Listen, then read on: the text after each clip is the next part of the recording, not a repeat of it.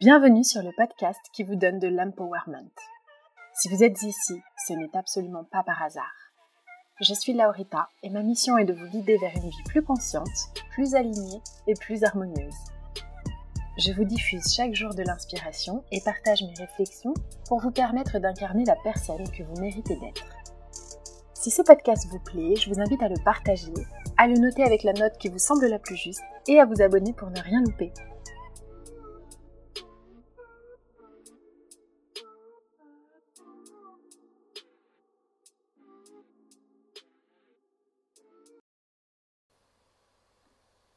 Bonjour à tous!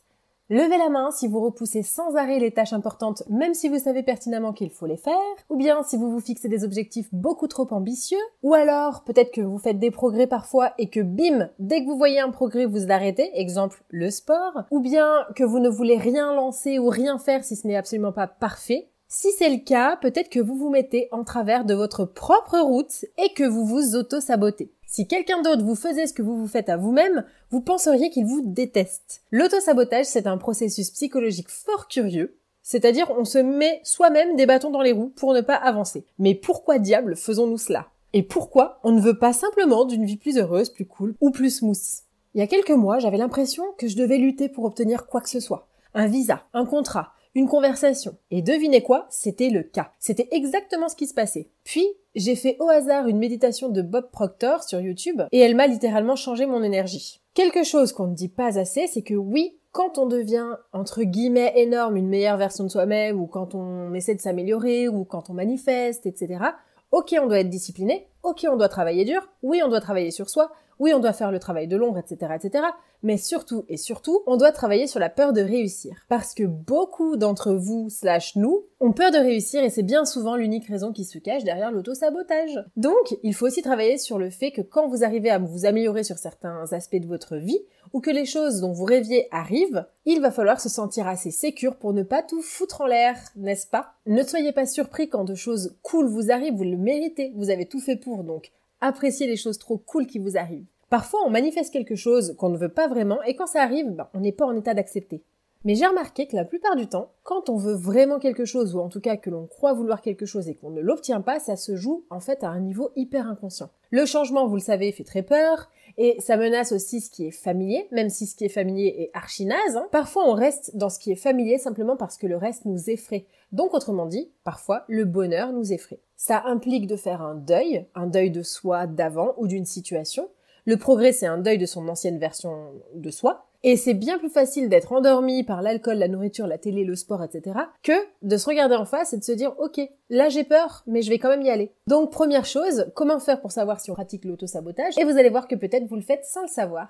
D'une part, on peut avoir souvent des regrets. Si vous avez une fâcheuse tendance à vous auto-saboter, et que vous êtes souvent dans des schémas répétitifs, eh bien vous allez avoir beaucoup de regrets parce que vous n'allez jamais passer à l'action et donc vous allez avoir des regrets de vous dire « Ok, j'aurais dû faire ça, et si j'avais ça, etc. » et ressasser constamment le passé. Deuxième situation dans laquelle on peut s'auto-saboter, c'est quand vos actions ne sont pas en adéquation avec vos mots ou avec ce qui est vraiment les faits réels. Parfois, on veut quelque chose, mais on manque de confiance en soi, donc on pense que c'est trop dur ou trop frustrant ou que le process va être trop fatigant. Donc avant même de commencer, cercle vicieux, on ne veut pas le faire parce qu'on se dit « de toute façon ça sert à rien, je vais jamais y arriver » ou « c'est trop dur pour moi, c'est trop beau pour moi, ça n'arrivera jamais », etc., etc. Troisième option, on évite la bonne direction. Je nous vois tous autant qu'on est. C'est-à-dire pousser ce qui est bon pour nous ou ce qui pourrait nous aider à grandir, le pousser vers la sortie, surtout pas le regarder. C'est vraiment la plus grande forme d'auto-sabotage. Exemple, vous avez souvent des relations peut-être un peu toxiques avec les hommes ou les femmes et vous tombez sur soudainement un homme ou une femme hyper attentionné, gentil, à l'écoute, etc. Et là, qu'est-ce que vous vous dites? C'est curieux. Ou bien, oh c'est un peu boring, je m'ennuie un petit peu.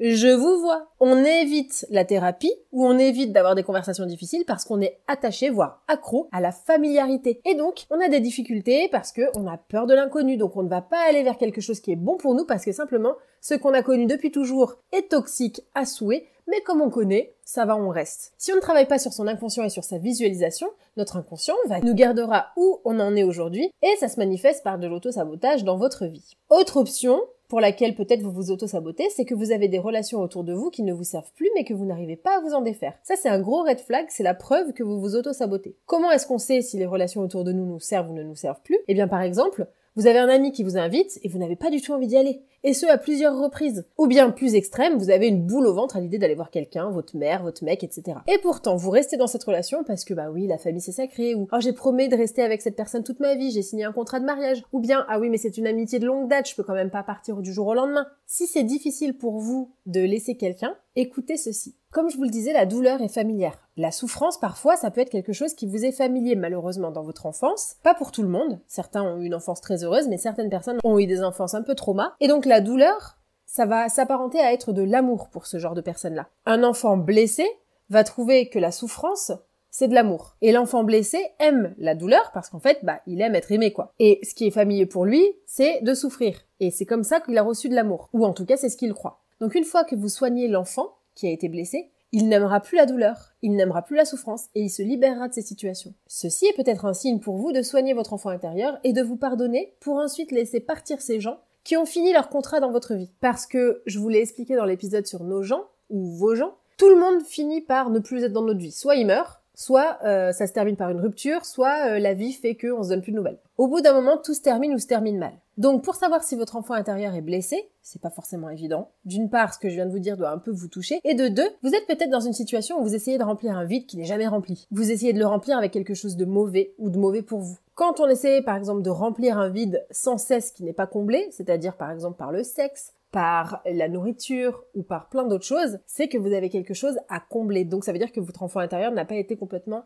rempli d'amour. Autre forme d'autosabotage, c'est de rester dans le passé. Le passé est passé et on ne peut absolument plus rien y faire. Et pourtant, le nombre de personnes qui se définissent par leur passé, qui se mordent les doigts des erreurs qu'ils ont commises, qui se raccrochent à des gens qui finalement ne sont plus dans leur vie, c'est incroyable. C'est une super forme d'autosabotage, ça nous empêche d'avancer, ça nous empêche d'être heureux. Je pense à l'exemple des gens qui ont perdu par exemple un proche et qui sombrent dans une dépression et qui finalement ne font rien pour s'en sortir. Ils s'en veulent, ils se définissent par la personne passée et ils n'osent pas aller mieux. J'ai écouté un podcast, alors ce que je vais vous dire ne va peut-être pas plaire à tout le monde, mais c'est une grande forme d'autosabotage à mon sens. Peut-être que vous l'avez entendu, c'est un podcast sur la maternité dont je tairai le nom ici. Et la jeune femme a perdu son mari, donc le père de son fils.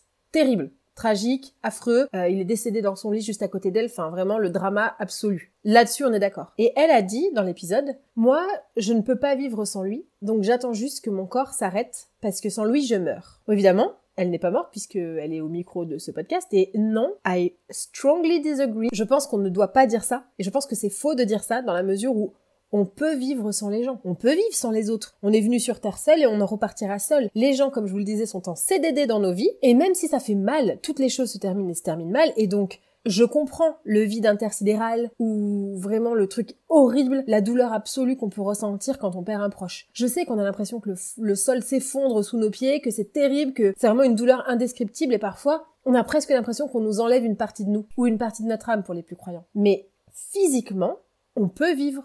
On peut toujours respirer, notre sang coule toujours dans nos veines, donc on peut vivre sans cette personne. Et se dire qu'on ne peut pas vivre sans cette personne, c'est s'empêcher soi-même d'être heureux. Donc, c'est s'auto-saboter. Ou s'empêcher de vivre pour ne surtout pas ressentir d'émotions positives, par culpabilité peut-être, parce que la personne n'est plus là. Donc ça, c'est une très grande forme d'auto-sabotage de « je peux pas être heureux parce que la personne est décédée ». Et moi, généralement, quand on me dit ça, j'ai envie de dire « mais la personne, est-ce qu'elle a envie de te voir au fond du seau, dans ton lit, en train de te morfondre à manger du Häagen-Dazs ?» Ou bien, à l'inverse, elle a envie de te voir vivre ta best life et vis pour cette personne, justement. Elle a plus la chance d'être là. Si vous êtes encore là, c'est que vous avez plein de choses à accomplir encore, n'est-ce pas? Autre forme d'auto-sabotage, on pense que tout est dur, que tout va rater, que rien n'est facile, que rien ne se gagne facilement. Figurez-vous que c'est le résultat qu'on attire quand on pense ça. C'est une prophétie autoréalisatrice. On manifeste ses échecs, ses difficultés et la façon dont on se parle ou comment on perçoit le monde va devenir l'énergie qu'on irradie et la façon dont on va vivre chaque jour. Donc, si vous êtes là-dedans à vous dire que tout est dur, que vous allez louper forcément, que ça n'est pas facile, que la vie est une lutte sans cesse, essayez de rencontrer de nouvelles personnes, des personnes positives, commencez un nouveau projet. Et pour une fois, essayez de ne pas vous dire « et s'il ne m'aime pas ?» Je pense qu'ils me regardent bizarrement parce qu'ils veulent se moquer de moi. Ou bien, et si je gagne pas d'argent avec ce projet? Ou et si j'échoue quand je postule à cette offre? Au lieu de ça, on essaie de contrôler ses pensées.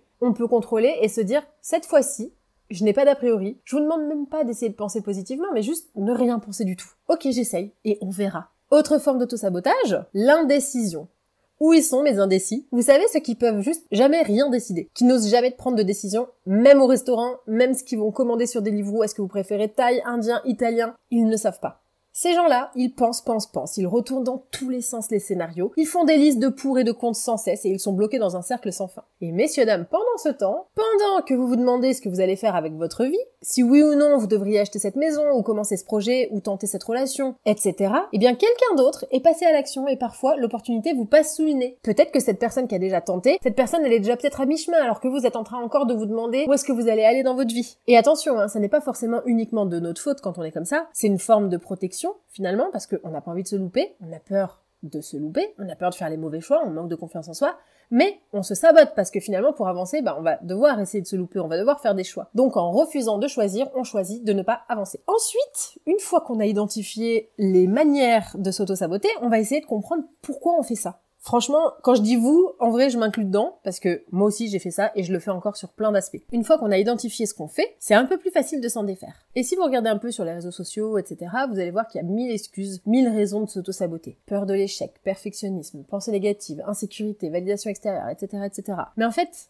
la vraie raison, la seule et unique raison qui est valable pour toutes les situations, c'est parce qu'on a peur d'être blessé. Si vous n'êtes pas d'accord, le débat est ouvert en commentaire. Je vous demande souvent de partager votre avis sur le podcast parce que ça me permet d'orienter la suite du podcast, de prendre du feedback, etc. Puis c'est aussi hyper encourageant. Donc sachez que si vous êtes sur un iPhone, simplement notez le podcast en lui-même et venez me mettre un petit mot d'encouragement. Et si vous écoutez sur Spotify, à la fin de chaque épisode, vous avez une section qui s'appelle « Qu'avez-vous pensé de cet épisode ?» Donc merci à tous ceux qui ont déjà pris le temps, parce que ça permet vraiment au podcast d'avoir plus d'ampleur, d'être plus découvert et de se développer.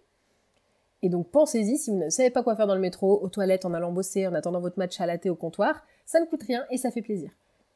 Bref, la seule raison pour laquelle on s'auto-sabote, comme je vous le disais, et j'en sais quelque chose, parce qu'on se protège, parce qu'on a peur d'être blessé. Ça vient toujours ou quasiment toujours de l'enfance, un enfant qui a été rejeté, humilié, etc. Eh bien, quand, à l'époque, il essayait de faire des choses, où il se sentait pousser des ailes, comme tous les enfants qui croient qu'ils sont invincibles, qu'ils sont des super-héros, leurs parents les ramenaient toujours sur terre, du genre « arrête un peu, faut pas rêver ». Et au final, l'enfant finit par ne plus croire en lui, à ne plus croire que c'est possible. À force de répétition, il va même peut-être se dire que quand on est trop confiant, quand on croit en ses rêves, eh bien, les gens se moquent de nous, on se retrouve isolé, on se retrouve seul parce que personne ne nous approuve. Vous savez, c'est vraiment ce fameux « faut pas rêver » qui tue des milliers de rêves chaque année. Et au lieu d'oser et d'être blessé, eh bien cet enfant va finir par créer un mécanisme qui fait qu'il va éviter par tous les moyens d'être déclenché. Et c'est ça le problème en fait. On se protège, on évite de s'exposer pour ne pas avoir à faire face à un élément qui va nous blesser. On a peur de réussir parce qu'on a peur d'être jugé par son entourage. On a peur de réussir parce qu'on a aussi peur de se débarrasser d'une partie de notre vie d'avant. Ou de tirer un trait sur certaines choses. Parce que oui, quand vous réussissez quelque chose, vous n'êtes plus la même personne et donc vous allez devoir tirer un trait sur quelque chose qui appartient au passé. Et on a tous peut-être eu une fois cette croyance de se dire « une super opportunité arrive, non, c'est trop beau pour être vrai ». Ou « cette personne est trop gentille, il y a un loup ». Mais en fait, il n'y a pas toujours de négatif. Notre inconscient, lui, quand on a été blessé par le passé, il en est tellement certain qu'il va faire entrer en jeu le biais de confirmation qui est de chercher toutes les informations qui vont valider notre croyance initiale qui est que il y a forcément un truc qui est trop beau pour être vrai. Exemple, vous pensez que tous les hommes qui sont beaux physiquement, que vous trouvez beaux, sont des enflures, et vous allez en voir un entrer dans une pièce lors d'une soirée, alors vous allez aller chercher à valider cette croyance par tous les moyens. Il ne vous a pas salué, mais quel connard. Il a regardé cette fille d'une certaine manière, c'est sûr que lui, ça doit être un homme à femme. Il est sur son téléphone, il doit être en train de tromper sa femme. Ou bien, il ne vous répond pas parce que clairement il se moque de vous, etc., etc. Et enfin, j'ai identifié une raison sous-jacente qui n'est pas forcément vraie dans tous les cas, mais ça m'a vraiment poussé à réfléchir. C'est que quand on s'auto-sabote, parfois on essaie aussi de saboter quelqu'un d'autre inconsciemment. Une figure parentale par exemple qui ne nous a pas aimés pour qui nous étions, pour qui les médailles, les diplômes, etc. étaient beaucoup plus importants que notre vulnérabilité ou que notre essence même par exemple. C'est inconscient, mais parfois quand on sabote sa vie professionnelle, c'est aussi inconsciemment pour énerver la personne qui nous a appris que la validation extérieure était importante. Et qui va certainement d'ailleurs gossiper à propos de vous avec ses voisins. J'ai pensé à ça parce que j'ai un ami brillant qui n'a fait que saboter sa carrière professionnelle. Et en parlant avec lui, j'ai réalisé qu'il avait une relation extrêmement conflictuelle avec sa mère, qui définit le succès à travers le poste que lui ou que les gens occupent. Et quelque part, je pense que pour les faire payer de façon inconsciente, il a décidé de se saboter, parce que 1, ça leur apprendrait une bonne leçon, 2, non, ton fils n'est pas le PDG de WWF. 3. Sa mère ne pourrait pas forcément se vanter auprès des autres de son succès. Et pire encore, elle aurait peut-être honte de ce qu'il est, donc ça va l'embarrasser dans son cercle social de gens comme elle, qui ne jurent que par les diplômes. Et finalement, ça serait lui faire du mal indirectement. Qu'est-ce qu'on en pense? Est-ce que ce serait pas un peu une certaine façon de rétablir une forme de justice et d'enseigner une leçon à quelqu'un finalement quand on s'auto-sabote? Vous m'en direz des nouvelles. 3. C'est très bien, on a compris comment on s'auto-sabote, pourquoi on le fait, maintenant essayons de comprendre comment faire pour arrêter d'être son propre ennemi, n'est-ce pas? Donc premièrement, dites-vous que les situations les plus difficiles que vous avez eu à vivre vous rendent plus fort. Bon, je sais, c'est hyper bateau, mais si vous avez vécu une grosse déception amoureuse, vous avez établi des standards beaucoup plus élevés, avec une connaissance de vous-même beaucoup plus forte. La première fois qu'on se fait trahir, vous allez voir, boum, vos critères ils vont directement augmenter. Et la douleur nous donne de la clarté. Est-ce que ça c'est important pour moi? Ce job ne veut pas de moi, je suis au bout du rouleau, mais est-ce que vraiment je veux ce truc-là? Moi, est-ce que je veux travailler avec quelqu'un qui veut pas de moi? Et autre chose, il va falloir aller démystifier la peur de souffrir. D'ailleurs, petite réflexion en passant, souvent quand on souffre, eh bien, on peut faire de belles et de grandes choses. Pensez à votre chanson triste favorite, par exemple. Clairement, elle vient d'une souffrance de votre artiste préféré. Souvent, quand on ressent de l'énergie comme de la colère, de la tristesse, de la peur, des émotions qui vibrent bas, c'est de l'énergie vitale. Et c'est d'ailleurs pour ça que dans un précédent épisode, je vous expliquais que les émotions un peu basses comme ça, elles sont hyper intenses. Et donc ces énergies, on peut les utiliser pour le business, dans la créativité par exemple, et on peut faire des choses absolument incroyables. Ou alors, on peut mettre l'énergie d'activation pour commencer un nouveau projet, ou pour s'engager à fond dans une nouvelle relation. Quand on ressent ce genre d'énergie-là, la peur, la tristesse, la colère, parfois on ne sait pas quoi en faire, donc on alimente ces émotions-là, et on tombe dans un cercle vicieux en les ressentant et en ne changeant rien. Alors qu'on pourrait totalement les transmuter. Cette énergie-là, qui vient de ces émotions désagréables, on peut totalement s'en servir pour arrêter de se saboter et pour enclencher quelque chose de nouveau. Donc comment arrêter de se saboter? Eh bien en se demandant ce qu'on peut faire de cette tristesse, qu'est-ce qu'on peut faire de cette colère. Exemple, vous êtes hyper en colère, eh ben allez faire du sport, défoulez-vous. Prenez cette énergie-là et transformez-la en quelque chose qui va vous servir à long terme. Souvent quand on se sabote, on aime ça parce qu'on a l'impression de tout contrôler. Alors que quand on est dans l'incertitude, eh bien tout est possible. Oui, ça peut très mal se passer, mais ça peut aussi très bien se passer. Et même peut-être mieux que ce que vous espériez. Donc arrêtons de vouloir tout contrôler, parce que quand on contrôle, on n'a pas toujours les meilleurs résultats d'ailleurs. Alors que si on se dit, ok, on se détache, on est incertain de ce que ça va donner, mais on tente quand même, parce qu'il pourrait se passer des trucs incroyables. Donc on arrête de s'auto-saboter simplement en pensant que peut-être les choses peuvent bien tourner. Quand on ne connaît pas l'issue, c'est aussi hyper excitant. Et je terminerai cet épisode avec un petit reminder sur la visualisation. Quand on imagine le pire, eh bien on repousse ce que l'on veut. Mais quand on remplace ces pensées négatives par une pensée dans laquelle tout se passe bien, tout fonctionne, eh bien on va aller recabler l'inconscient et voir le positif et probablement attirer le positif. Ou en tout cas, vous mettez plus de chances de votre côté que si vous imaginez déjà le pire. Petite phrase conclusion, soyez reconnaissants. Il y a des gens, comme je vous le disais tout à l'heure, qui sont morts. Ils ne peuvent plus rien faire. Et pour eux, c'est fini. Voyez la vie comme un privilège, vous avez encore tellement de choses à faire et vous avez tellement de potentiel. Vous allez y arriver, il suffit de croire en vous, n'ayez pas peur de réussir parce que le courage ce n'est pas de ne pas avoir peur, c'est d'avoir peur et d'y aller quand même. Et nous, on est courageux. J'espère que cet épisode vous a plu, je vous dis à très vite pour un prochain épisode.